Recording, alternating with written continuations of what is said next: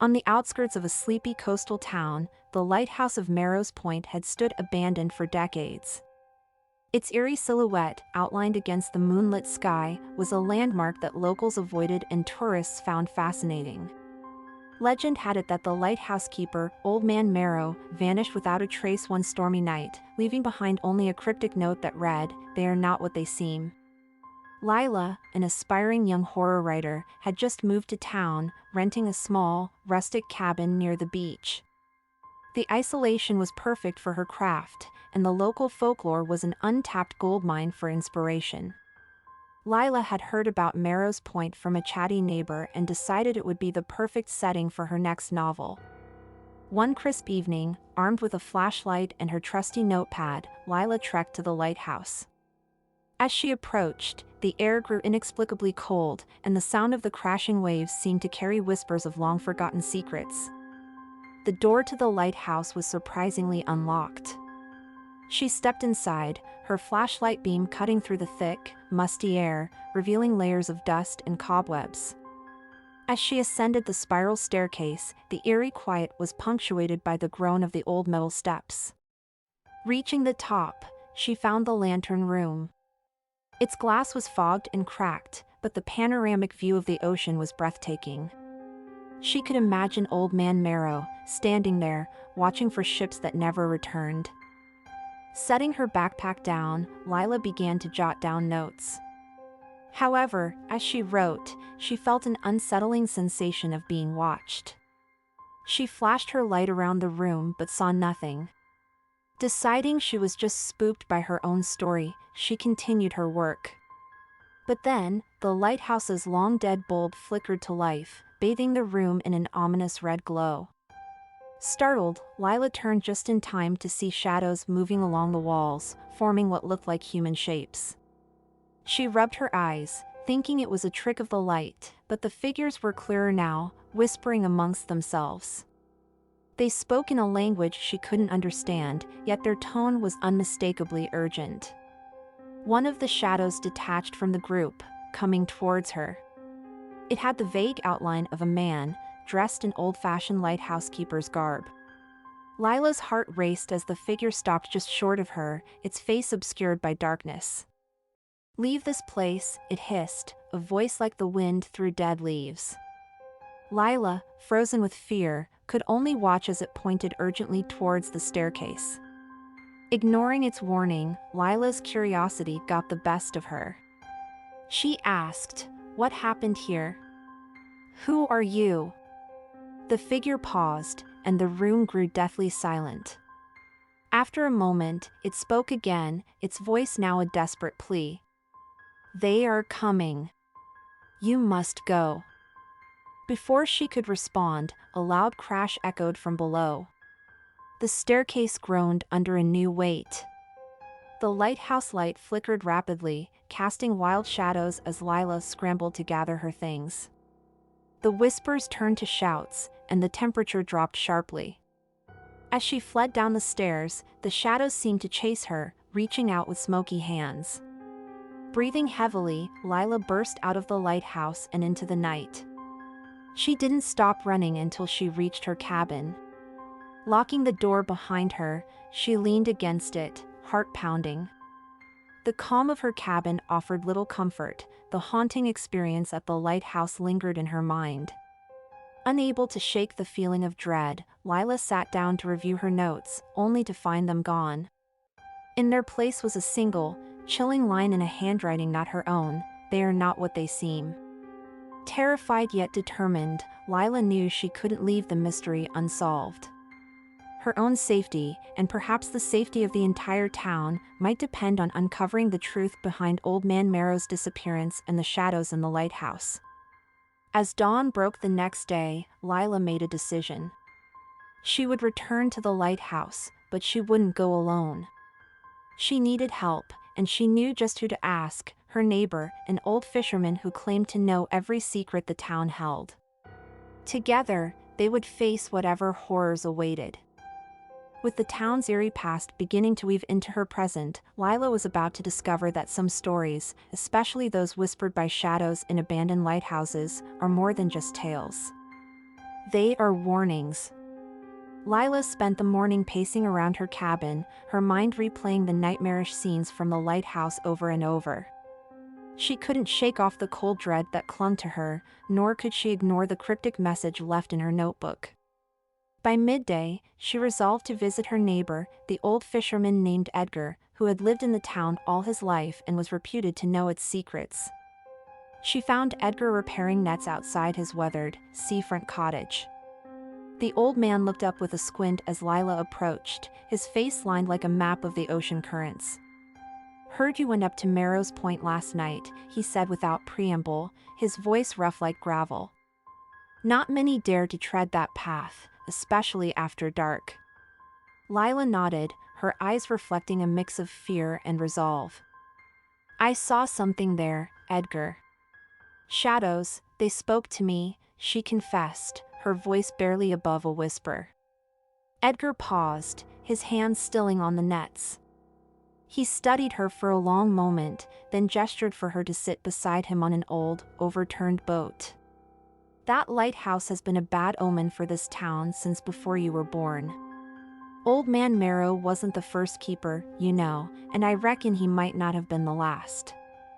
"What do you mean?" Lila pressed, eager for any information that could explain her terrifying encounter. "Legend has it," Edgar began, his voice dropping to a conspiratorial whisper, "that the lighthouse stands on a spot that's thin, where the veil between this world and something else is weak. Merrow knew it, tried to warn us all with his ramblings and notes. After he vanished, nobody else wanted the job. They sealed it up, thought that would be the end of it. But it wasn't the end, was it?" Lila's voice trembled with both fear and excitement. "No, it wasn't," Edgar confirmed, shaking his head solemnly.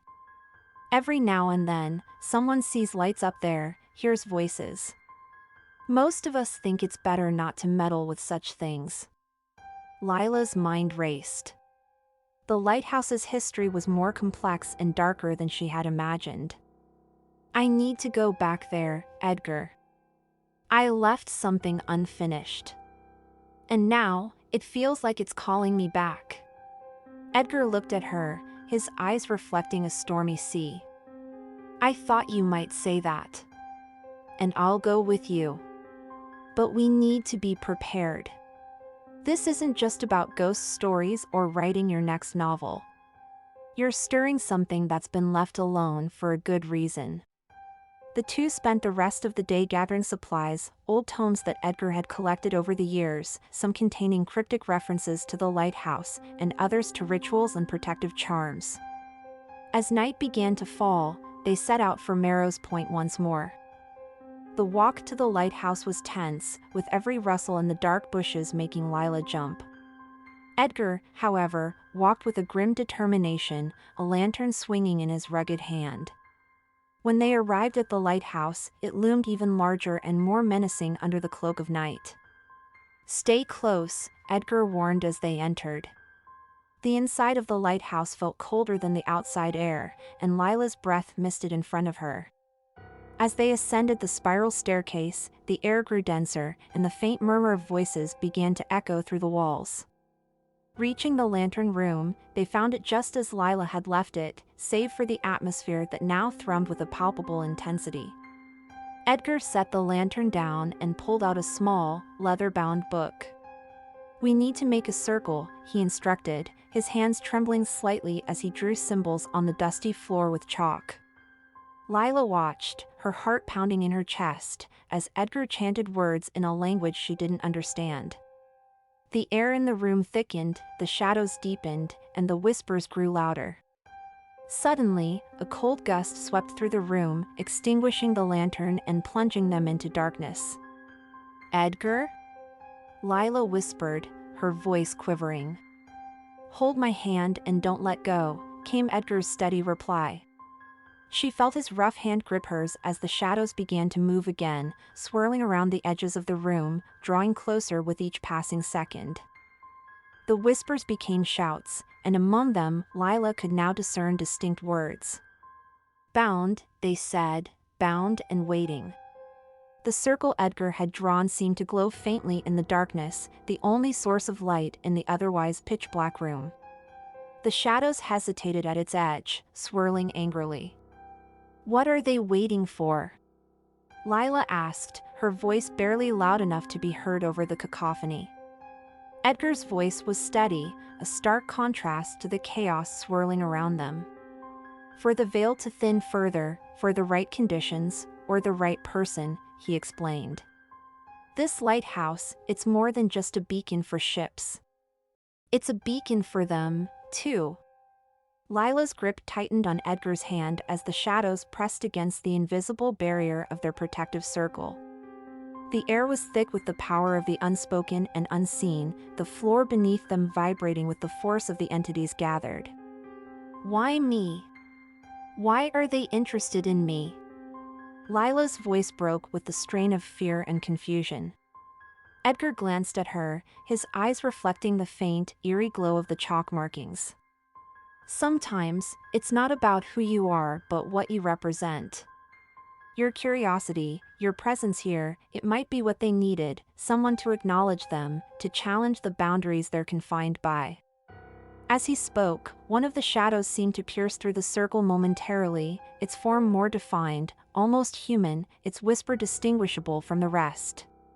"Freedom," it hissed, the word echoing around the room before the shadow recoiled as if burned by the barrier.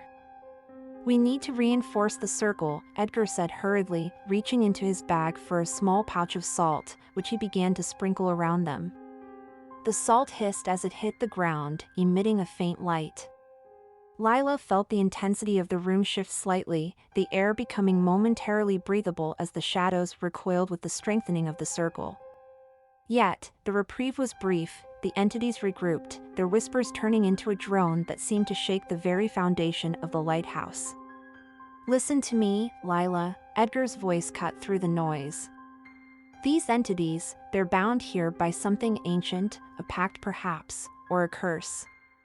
If they're seeking freedom, it might not be safe to release them.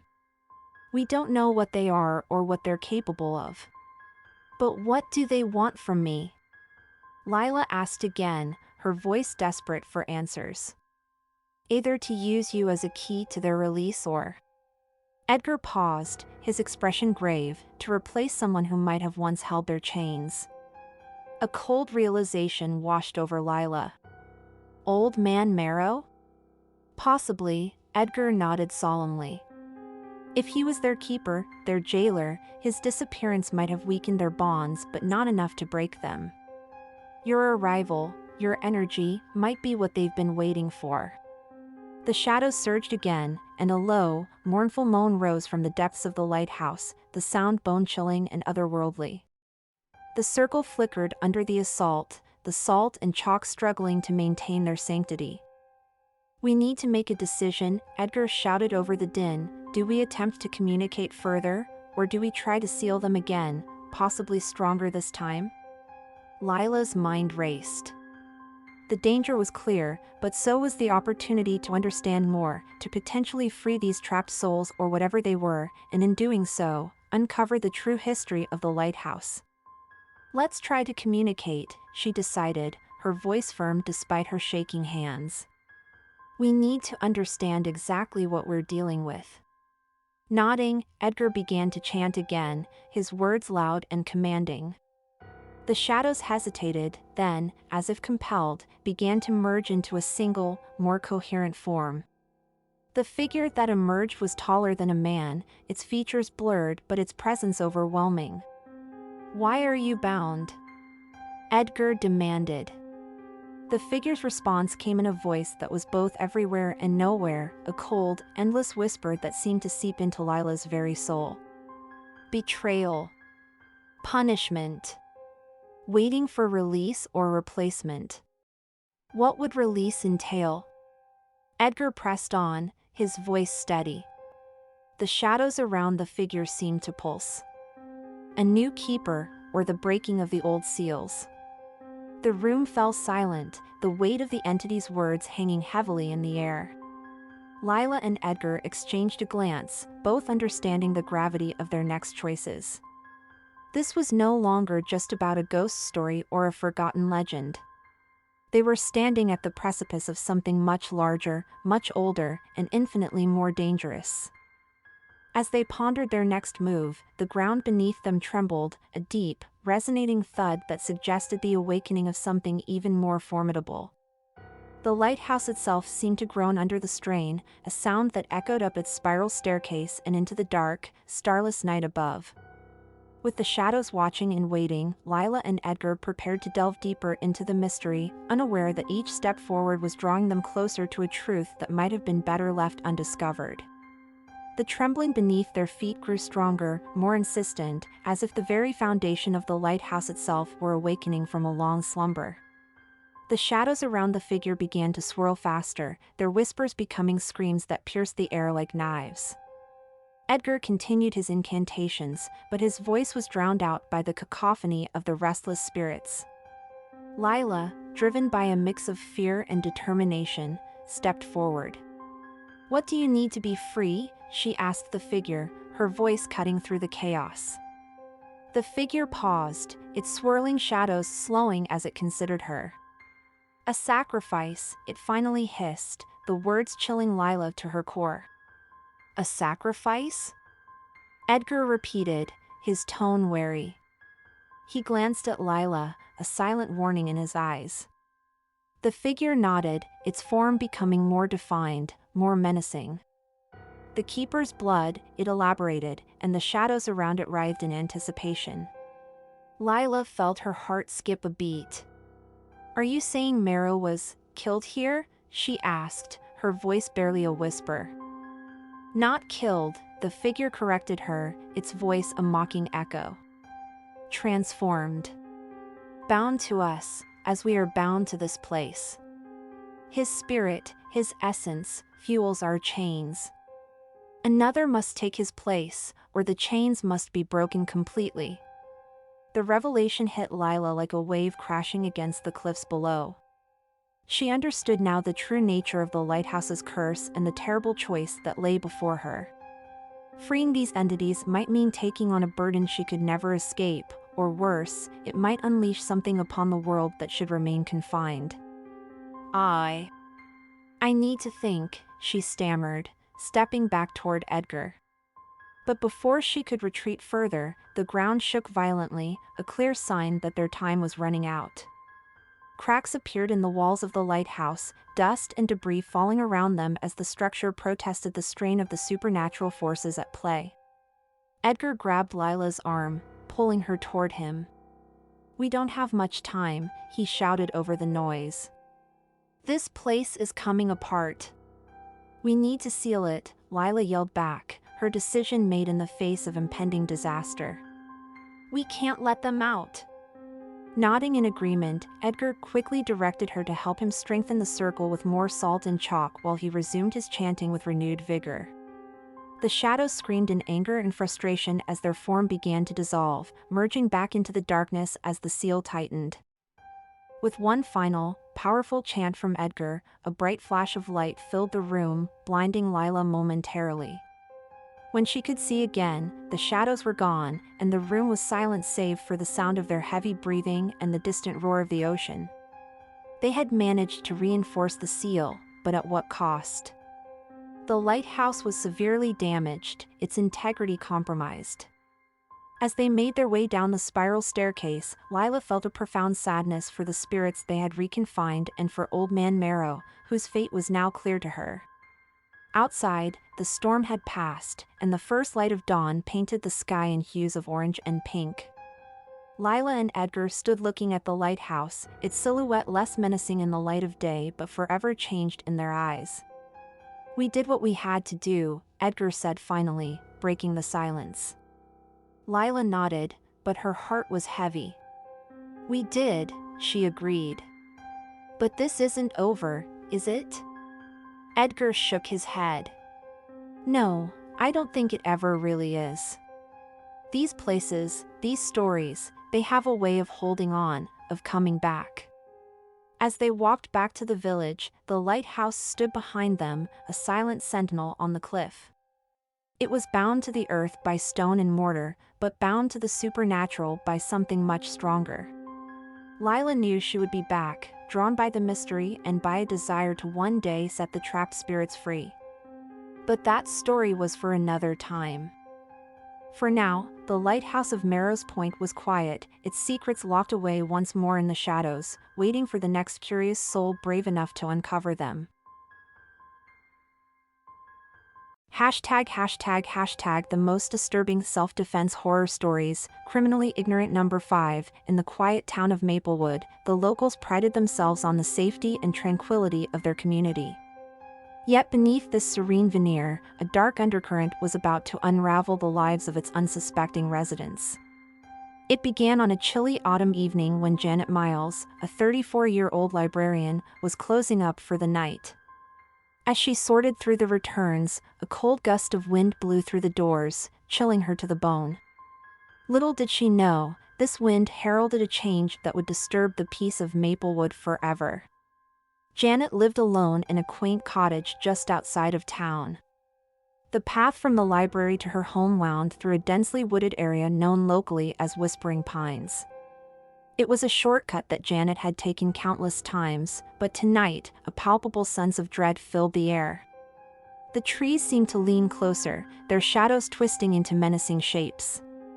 As she hastened her steps, the crunching of leaves underfoot was suddenly accompanied by another set of footsteps, eerily synchronized with her own. Heart pounding, Janet quickened her pace, but so did the footsteps behind her. Turning abruptly, she could just make out a figure cloaked in darkness, its features obscured. In a split second of decision, fueled by a primal instinct for survival, Janet reached into her bag and pulled out a can of pepper spray. As the figure lunged towards her, she unleashed a fiery stream towards her assailant. The figure howled in pain, stumbling back into the shadows, affording Janet enough time to make a desperate dash towards her home. Safe within her walls, Janet's relief was short-lived. The local news the next morning reported a series of similar incidents in Maplewood. The community was on edge, and the police were clueless about the identity of the attacker. The only clue was the increasing reports of a shadowy figure spotted lurking in Whispering Pines. Days turned into weeks, and Janet tried to return to normalcy. Yet, the trauma of that night lingered like a specter. Her solace came in the form of nightly checks of her security systems and the small canister of pepper spray that now never left her side. One foggy night, as Janet lay in bed, the silence was shattered by the shattering of glass downstairs. Her heart froze. Gripping the pepper spray, she tiptoed down the stairs, every creak a thunderous echo in the deathly quiet. The broken window pane in the living room moonlit the intruder's silhouette. It was the same figure from the woods. Frozen with fear yet driven by a fierce will to protect her sanctuary, Janet confronted the intruder. "Who are you? What do you want?" she demanded, voice trembling but resolute. The figure stepped forward, revealing a face that was disfigured, not by nature, but by injury. The eyes, however, shone with a clarity that was chilling. "You blinded me," he rasped, his voice a blend of pain and anger. "You took my sight in the woods. Now, I see nothing but darkness." Realization dawned on Janet. This was a case of mistaken identity, a tragic twist of fate where she had defended herself against someone who now sought vengeance for his unintended suffering. As the man advanced, blaming her for his perpetual night, Janet backed away, her mind racing for solutions. This confrontation wasn't just a fight for survival, it was a moral quandary. How could she defuse the situation without further violence? Could she even reason with someone so consumed by revenge? Janet's back hit the wall, there was nowhere left to run. The man's hands reached out, groping in the darkness he was condemned to, his fingers inches from her face. The air was thick with tension, the only sounds the shallow breaths of two souls caught in a tragic dance of fate. As their eyes locked, a mutual recognition of humanity flickered between them. But before a word could be spoken, a sudden noise upstairs startled them both. Continued from previous segment, the noise from upstairs was abrupt, a clatter that echoed through the stillness of the house like a warning shot. Janet and the man both flinched, their standoff momentarily forgotten. The tension in the air shifted, as if the house itself was reacting to the intruder's presence. Janet seized the momentary distraction to edge towards the kitchen, her hands still clutching the pepper spray.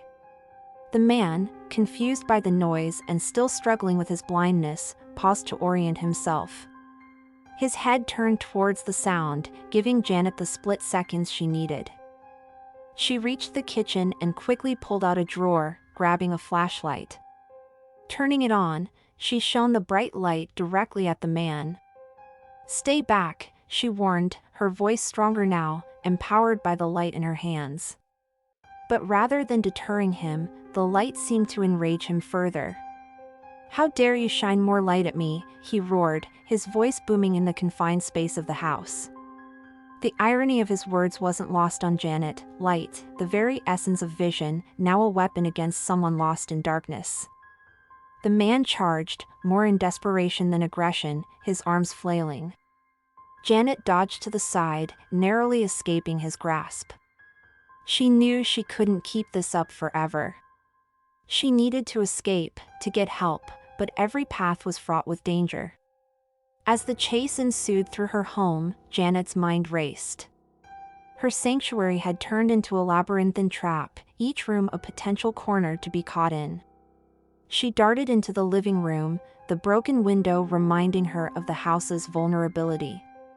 She could run, but the woods were no safer at night, especially with a determined pursuer. Suddenly, a thought struck her. The attic! It was seldom used, cluttered and dusty, but it might offer a hiding place.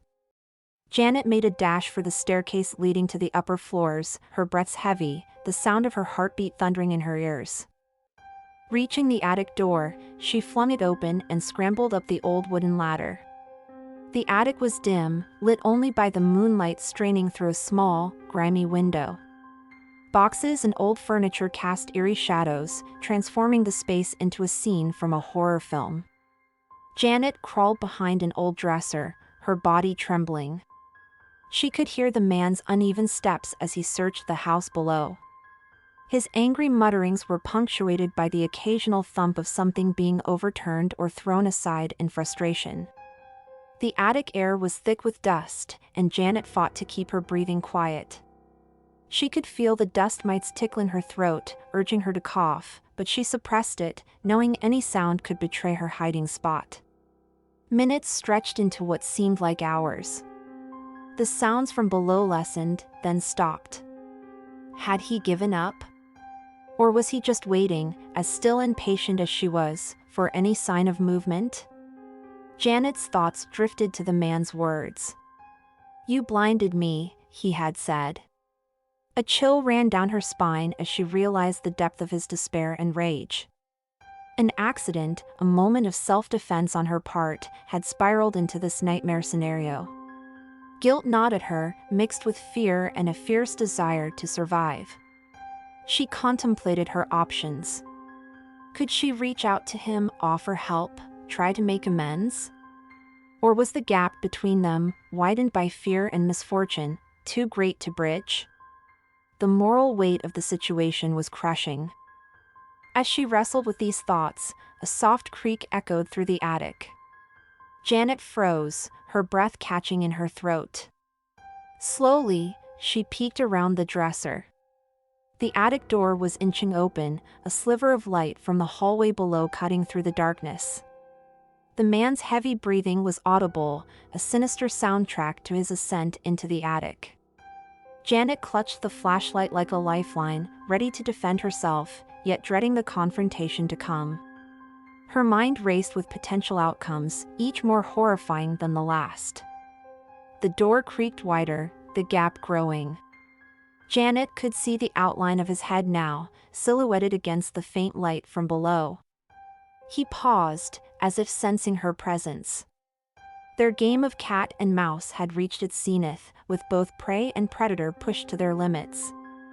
And then, in the silent attic, another sound broke the stillness, a faint, distant siren. Police? Had a neighbor heard the disturbance and called for help? Hope surged through Janet, but with it, a new fear. What would the man do if he realized help was on the way? To be continued from previous segment, the distant wail of the siren grew steadily louder, piercing the eerie silence that had enveloped Janet's home. The man, hearing the sound too, hesitated at the threshold of the attic. His body tensed, as if preparing to make a crucial decision. Janet held her breath, her grip on the flashlight tightening. In the dim light, she could see his silhouette shift, turning slightly towards the source of the sound. With a sudden, desperate fury, the man lunged into the attic, his footsteps heavy on the old wooden floor. The space was cramped, the air thick with dust and the musty smell of long-forgotten memories stored in boxes and old furniture. Janet scrambled backward, her heart pounding in her chest, her mind racing with panic. As the man advanced, his face twisted in a grimace of pain and anger, Janet's thoughts flew to the pepper spray she had left downstairs in her haste. She cursed silently at her oversight. Now, with only the flashlight as her defense, she felt vulnerable and terrified.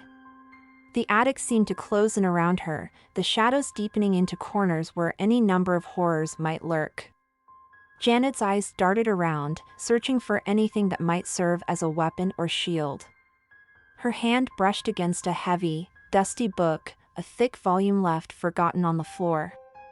Without thinking, she grabbed it, holding it up defensively. The man was close now, too close. His breaths were ragged, his movements erratic as he struggled with his impaired vision. The light from the flashlight seemed to confuse him, his hands shielding his face as he moved blindly towards the sound of Janet's movements. "Why did you come back?" Janet's voice cracked as she spoke, the flashlight shaking in her hand. "The police are on their way. There's nothing left for you here." But the man's voice was a low growl, barely human. "You took everything from me. My sight, my life. I have nothing but darkness now." His words sent a chill down Janet's spine, but they also steeled her resolve. She couldn't let sympathy distract her from the threat he posed. As the man reached out, groping for her, Janet swung the heavy book with all her might. It struck him with a thud, causing him to stagger back, stunned. Janet didn't wait to see the effect of her blow. She darted past him, her only thought to escape the suffocating attic and get outside where the approaching sirens promised rescue. Her feet stumbled on the narrow ladder leading down, but fear propelled her forward. She reached the ground floor just as the front door burst open. 2 police officers entered, guns drawn, their faces set in expressions of alert concern. Janet nearly collapsed in relief, her body trembling uncontrollably now that help had arrived. "Upstairs!" "He's upstairs," she gasped, pointing towards the attic. The officers nodded, one moving to assist her while the other called for backup and began to ascend.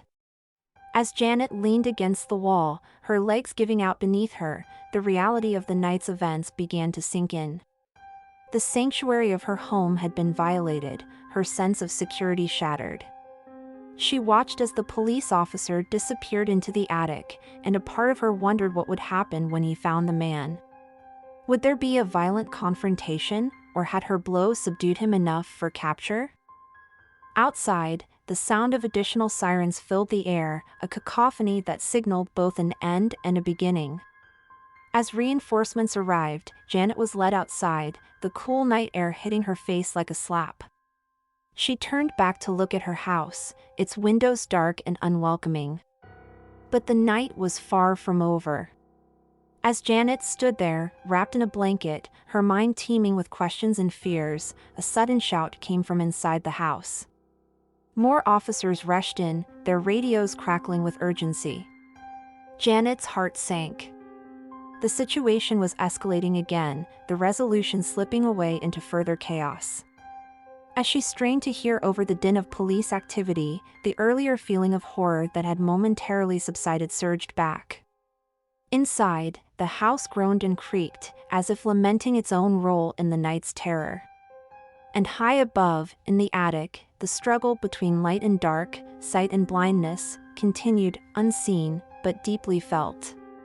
Continued from previous segment, the chaos inside Janet's home escalated rapidly as more police arrived, responding to the desperate situation unfolding in the attic. The air was thick with tension, each officer moving with purposeful urgency, their voices a mixture of commands and updates crackling through their radios. Janet watched helplessly from outside, wrapped in a police blanket, each siren and shout slicing through the cold night air and deepening her sense of dread. She shivered not just from the cold, but from the unfolding terror within what was once her refuge. Inside, the lead officer cautiously ascended the attic stairs once more, flashlight piercing the darkness. The attic was silent now, eerily so. Boxes and shadows merged into an indistinct mass, making it difficult to discern where the man might be hiding. The officer moved slowly, his senses heightened, every shadow a potential threat. As the officer approached the far corner of the attic, his flashlight beam fell upon a figure slumped against the wall. It was the man, seemingly unconscious, the side of his face bruised and swelling where the book had struck him. The officer radioed for assistance, his voice a whisper, not wanting to disturb the precarious calm. But as backup began to arrive, a low moan echoed through the attic. The man stirred, his injured face contorting with pain and confusion. His hand reached out, groping in the darkness, finding the officer's leg. The touch was weak, yet it sent a jolt of alarm through the officer, who instinctively stepped back. "Stay down! Help is on the way," the officer commanded, aiming his flashlight directly at the man's face, which was twisted in agony and rage. Below, Janet could only imagine the scene as she heard scattered reports from the exiting officers. Her heart raced, each beat a loud echo in her ears. The thought that the man was still capable of causing harm filled her with a relentless anxiety.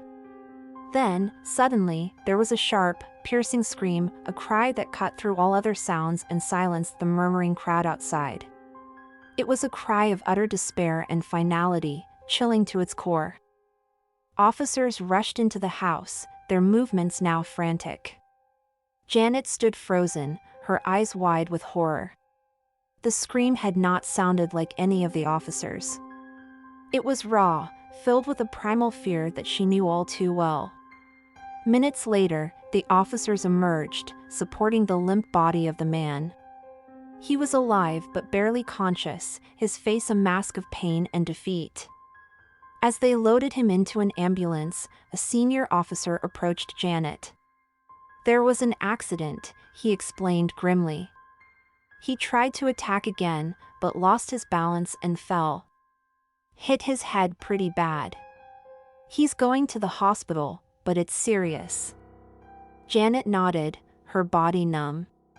The relief of him being taken away was overshadowed by the horrific manner in which the night had unfolded.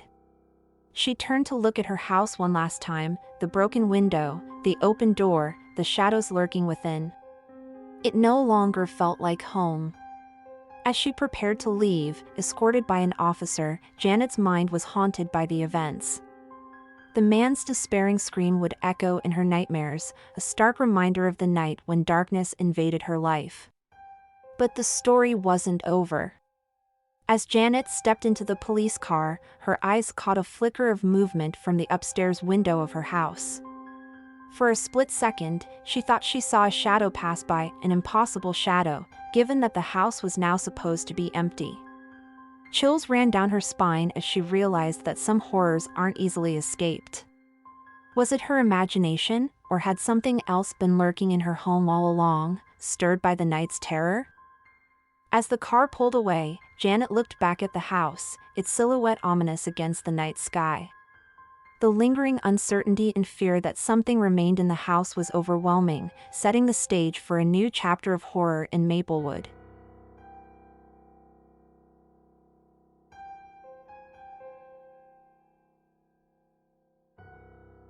In a small town that clung to the edge of an ancient forest, there lived a young woman named Emily. She had recently moved to the town for a fresh start, renting a quaint cottage that overlooked the dense, dark woods. Emily loved the isolation. It gave her time to work on her novel and connect with nature. However, she soon discovered that her new home held secrets darker than the shadows that danced between the twisted trees. The first few weeks were peaceful. Emily spent her days writing and exploring the forest. She was particularly drawn to an old, gnarled tree in the heart of the woods. It stood taller than the others, its limbs sprawling wildly as if reaching for something unseen. Locals avoided the area, muttering about bad spirits and curses, but Emily found it intriguing. One evening, while walking near the tree, Emily found an old, leather-bound book half buried under fallen leaves. It was worn and the cover was cracked, but the pages inside were filled with entries dating back over 100 years. The entries were written by different people, all previous residents of her cottage. As Emily read, a chilling pattern emerged. Each writer described strange occurrences, whispers at night, figures seen from the corner of the eye, and unsettling dreams involving the old tree. Determined to delve deeper, Emily decided to document her findings in a series of videos, hoping to share her experiences and perhaps understand the phenomenon. Night after night, she recounted her days and the eerie events that seemed to escalate with each passing week. Her viewership grew, with people captivated by the unfolding mystery. One night, while recording, Emily heard whispers outside her window. Grabbing her camera, she went to investigate, the cold air biting at her skin as she stepped outside. The moon was hidden behind thick clouds, casting the forest in oppressive darkness. The whispers grew louder, guiding her toward the old tree. As she approached, the air around her grew unnaturally cold, and the ground felt alive under her feet, as if breathing. Reaching the tree, she noticed something she hadn't before, an old, rusted door embedded at the base of the trunk. Curiosity overcoming her fear, Emily pulled at the handle. With a creak that echoed through the silent woods, the door opened, revealing a narrow staircase spiraling down into darkness. With only her camera light to guide her, Emily descended. The walls were damp and the air was thick with the smell of earth and decay. At the bottom, she found herself in a small, cave-like room. The walls were lined with more old books, dusty and cobwebbed. In the center of the room, a stone pedestal held a single, large book, much like the one she had found in the woods. Opening the book, Emily discovered it was a diary belonging to the original owner of her cottage, a man named Jonathan Miller, who had lived there in the late 1800s. His entries detailed the construction of the cottage and his growing obsession with the old tree. He wrote of discovering the door and the room, believing it to be a sacred place that held the power to grant immortality. As Emily read, the whispers returned, louder and more insistent.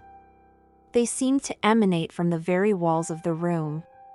She turned her camera to record the strange sounds, her hands shaking. That's when she saw it, a shadowy figure in the corner of the room, barely visible on her camera's display. Heart pounding, Emily raised her eyes from the camera to the corner, but there was nothing there. When she looked back at the display, the figure was closer, its features more defined. It was a man, or what was once a man, his eyes hollow, his expression twisted in anguish. Frozen in fear, Emily could only watch as the figure reached out toward her, its hand passing through the camera and touching the screen. The device flickered violently, and then the screen went black.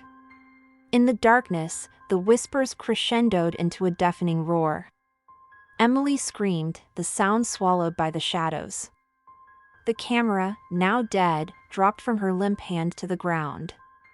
The screen, though no longer recording, flickered once more, showing a final glimpse of Emily, her face contorted in terror, before it went completely dark. Back in the town, her viewers waited anxiously for the next video, unaware of the fate that had befallen her. The forest edge remained silent, the cottage empty, as if Emily had never been there at all. But the whispers continued, a call to the next curious soul daring enough to uncover the secrets of the old tree and the ancient door beneath it. The story was far from over, and the forest awaited. Several days passed with no new videos from Emily. Concern among her viewers grew, sparking debates and theories on her last known whereabouts. A local viewer, named Mark, decided to investigate. Having watched all of Emily's uploads and feeling a connection through their shared curiosity, he felt compelled to visit her cottage and the forest she had documented so vividly. Mark arrived at the cottage on a dreary, overcast day. The building seemed untouched since Emily's disappearance, with her belongings still inside, as if she had just stepped out for a moment. An uneasiness settled over him as he called out for her, his voice echoing through the empty rooms. Finding no sign of Emily inside, Mark turned his attention to the forest. The forest was as silent as it was dark, the thick canopy blocking most of the light. Mark's footsteps sounded unnaturally loud against the soft forest floor as he made his way to the old tree Emily had described. The whispers began almost immediately, soft murmurs that seemed to come from nowhere and everywhere at once. He felt eyes upon him, watching, waiting, but whenever he turned, nothing was there. When Mark found the tree, the rusted door at its base was ajar, as if inviting him in. A cold breeze emanated from within, carrying with it the faint scent of decay. Mark hesitated, the memory of Emily's last video playing in his mind. But his desire to find out what had happened to her, to perhaps help her if he could, drove him forward. Descending the staircase, Mark's flashlight cut through the darkness, revealing the same damp, cave-like room that Emily had described. The room was unchanged, the books still lying scattered, and the large diary on the pedestal. He approached the diary, his hands trembling as he opened it to the last entry Emily might have read. The words blurred before his eyes, not from the poor lighting, but from an intense sense of dread that filled the room. The whispers grew louder, more insistent, as if urging him to read, to understand, to join in some unfathomable pact. Mark fought against the urge to flee, grounding himself with the thought of finding Emily and uncovering the truth. He read about rituals and sacrifices, about a belief that the tree and the room were part of an ancient, forgotten gateway that connected our world with something darker, something older than time itself. Jonathan Miller's last entries were frantic, filled with ramblings about immortality and a rising darkness that could only be quelled by a new keeper. As Mark absorbed the chilling entries, he became aware of a presence in the room. Turning slowly, he saw the shadowy figure that Emily had described, its outline more defined now, almost solid. It stood between him and the staircase, its hollow eyes seeming to peer into his very soul. Mark spoke, his voice cracking with fear. "What happened to Emily?" The figure remained silent, but its gaze shifted toward the pedestal. Following its gaze, Mark noticed a new entry in the diary, one in Emily's handwriting. It was short, a hurried scribble: "They want a keeper. The cycle must continue or it will escape. I'm sorry." Realizing the gravity of the situation, Mark felt a rush of horror. Emily had been chosen, or had sacrificed herself, to prevent whatever lay beyond the gateway from entering their world. The figure seemed to be a guardian of sorts, ensuring the pact was honored. Mark knew he had to leave, to escape before he too was drawn into the role of keeper. But as he turned to run, the ground shook violently, sending a cascade of books and debris blocking the staircase. The whispers turned into howls, the air around him thickening with oppressive, dark energy. Trapped and desperate, Mark turned back to the diary, searching for a clue, any solution that might reverse what had been set into motion. The figure watched silently, its presence a constant reminder of the potential fate that awaited him. As he frantically read through the pages, the whispers in the room began to articulate into coherent voices, calling out in ancient tongues, pleading, threatening. The boundary between worlds was weakening, the keeper's absence allowing the darkness to seep through.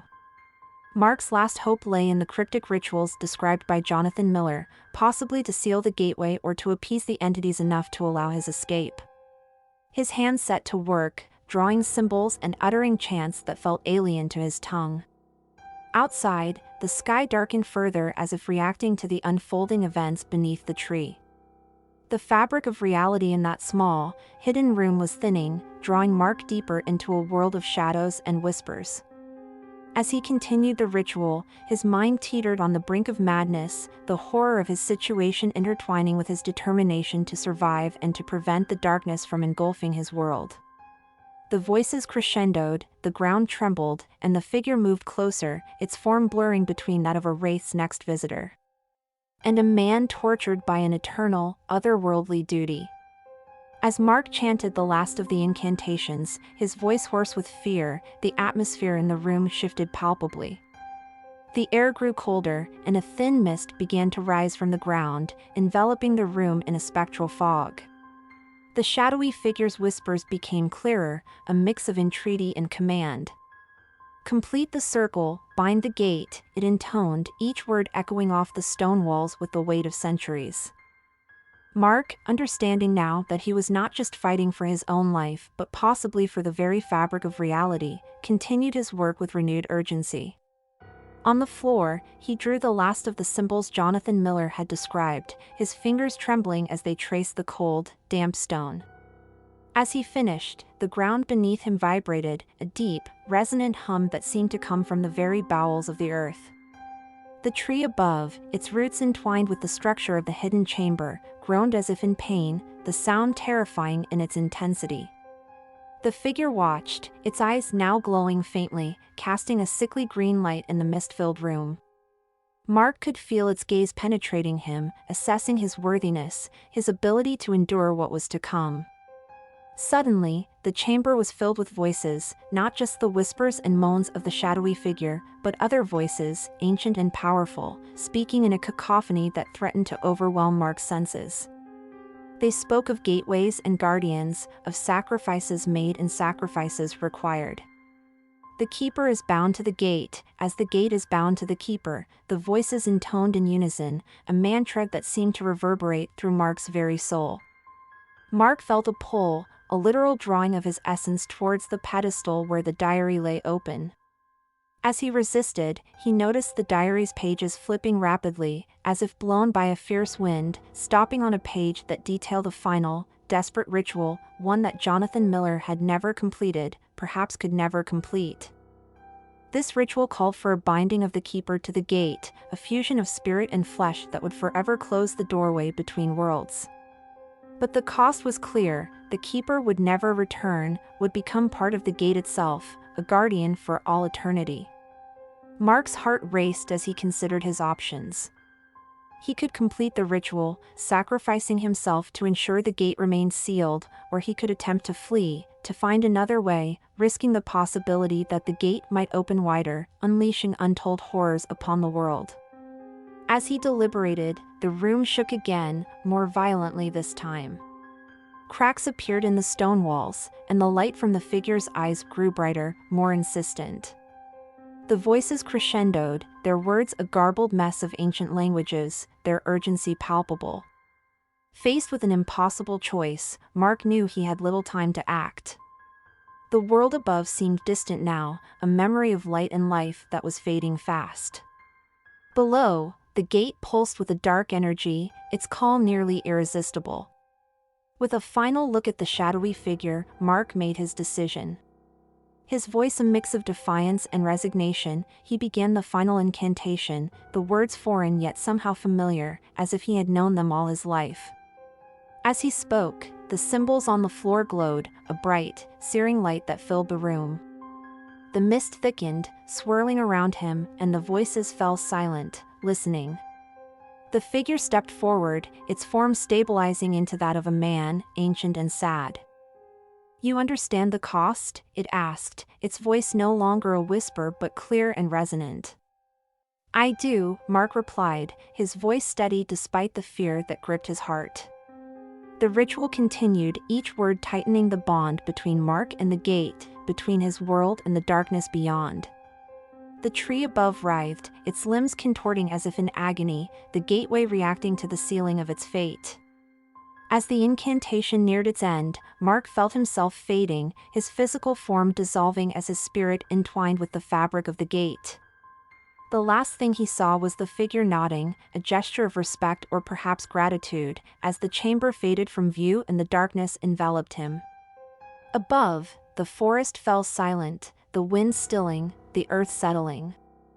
The gate was sealed, the keeper bound. But for how long? And at what cost? The story was far from over, the shadows lingered, waiting for the next chapter to unfold, for the next curious soul to wander into the depths of the ancient forest. As the forest settled into an ominous calm, the darkness that had briefly stirred beneath the old tree receded, its whispers silenced. Yet, the small town adjacent to the woods remained unaware of the narrow escape they had just experienced. The gate was sealed, but the story of the gatekeeper would soon become a legend whispered among the locals, a tale shrouded in mystery and fear. Several months passed, and the disappearance of Emily and Mark became a cold case, the leads exhausted, the investigation at a standstill. The cottage by the forest stood empty, a silent sentinel harboring the secrets of its past occupants. It was during this time that Anna, a young graduate student specializing in folklore and mythology, arrived in town. Drawn by the legends surrounding the old tree and the recent, mysterious disappearances, she hoped to uncover material for her thesis. Anna was particularly interested in the role of gatekeepers in folklore, a figure that appears in various cultures as a guardian of the threshold between worlds. Anna rented the same cottage once occupied by Emily and, before her, Mark. She was unaware of its history, only that it was available and conveniently located for her research. Her first few days were spent poring over local archives and interviewing townsfolk, gathering bits and pieces of stories about the forest and its eerie reputation. Intrigued by the consistency of the tales, Anna ventured into the forest. She felt an inexplicable pull towards the old tree, its gnarled limbs casting eerie shadows that danced in the faint light. When she discovered the rusted door at the base of the tree, her academic curiosity turned into a palpable excitement. The door was slightly ajar, just as Mark had found it months before. Feeling a mix of trepidation and thrill, Anna descended the staircase leading down into the darkness. The air was cool and musty, filled with the smell of damp earth and old wood. She noticed immediately the room was different. The books that once lined the walls were now neatly arranged on shelves, and the large diary on the pedestal was closed, its cover dusty. Anna began her examination by opening the diary. The pages were filled with entries from various individuals over the centuries, chronicling their experiences with the gate and the forest. The most recent entries were from Emily and Mark, their accounts detailed and filled with a palpable fear. Anna read with growing horror about the rituals,